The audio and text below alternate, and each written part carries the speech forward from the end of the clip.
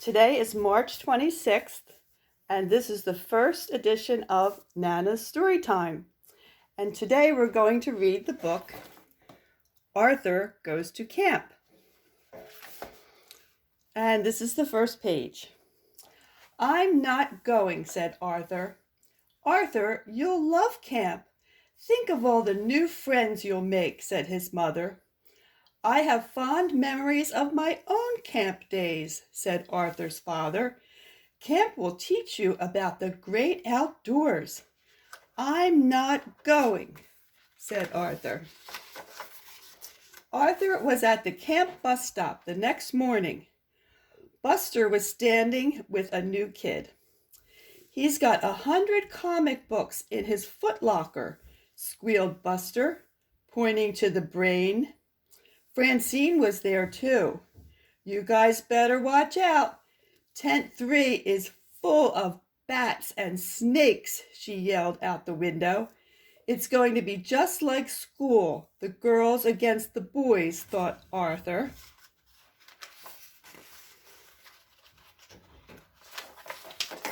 When the bus passed Camp Horsewater, even the girls stopped teasing. "Look at those guys," said Buster. "They're going to be in great shape for our scavenger hunt. No wonder they always win." "That's no camp, that's a zoo," said Arthur. You can see that there's animals here. Things were different at Camp Meadowcroak. Well, at least for the girls. "I'll do my best to make this a wonderful summer for you," said the girls' counselor, Becky. Even Muffy looked eager when she pulled up in her limousine. "Where do I plug in my air conditioner?" she hollered. The boys' counselor was a different story. "Attention, men, line up," barked Rocky. "Stand up straight. Suck in those guts. I've never seen such a soft, flabby bunch. No dessert for you men this summer." Muffy had brought her own dessert. After a dinner that tasted like macaroni and fleas and worm burgers, she opened her trunk. The girls dug in. At bedtime, Muffy discovered the tent had no electricity. "How will I brush my teeth?" she moaned. The boys were so tired from all their running and push-ups to think of brushing their teeth. They crawled under the covers. Arthur screamed. "Amphibians! How fascinating!" said the brain. "No, they're frogs," said Buster. "Just wait till we get a hold of those girls," said Arthur. "Forget about the frogs," said the girls. "You guys better worry about the softball game instead." The girls were beating the boys at everything. "Disgusting," said Rocky. "I'll never live this down." You can see all the sports that they're playing. In fact, all that week, the girls were great campers. They built campfires, pitched tents, tied knots, identified plants. All the boys could find was poison ivy. Rocky hid in his cabin. Arthur wrote postcards home. Arthur had a lot to write about. The frogs in his bed were bad enough, but now really weird things were happening. The girls thought the boys threw a smoke bomb into their tent. The boys thought the girls took all their clothes. But one night, everybody heard strange noises and footsteps in the woods. It had to be someone else. Everyone was too scared to tell ghost stories. "We have to do something," said the brain. "Let's stand watch tonight and find out what's going on." There they are at the campfire. "So that's it.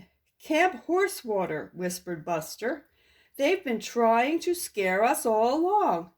"Don't worry, we'll fix them tomorrow at the scavenger hunt," said the brain. I've got a plan, but we'll need the girls' help. Arthur had a plan too. He decided to run away. The next morning, Becky read the list of things to find. And be back at sunset, she said. The brain nudged Francine. Time for phase 1 of the plan, he whispered. Watch out for bears. The woods are full of them. She yelled to the Horsewater kids. They just laughed. Nobody noticed Arthur sneaking away. Everybody was in the woods looking for things.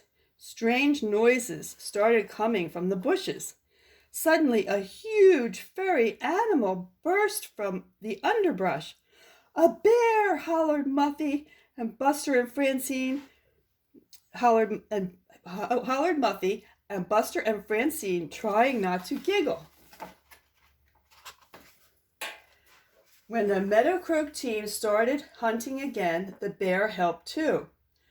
How can you wear this coat, Muffy? The brain's voice floated out from the fur. It's so hot. It's never too hot for Mink, Muffy grinned. Our plan really worked, but we still haven't found a flashlight. And has anyone seen Arthur? Said Buster. It doesn't matter if the Horsewater team never comes down from the trees. We can't win if we don't have everything, groaned Francine. Meanwhile, it was getting dark, and Arthur was lost. He heard strange noises. Were they footsteps? Arthur reached into his backpack for his flashlight. He snapped it on.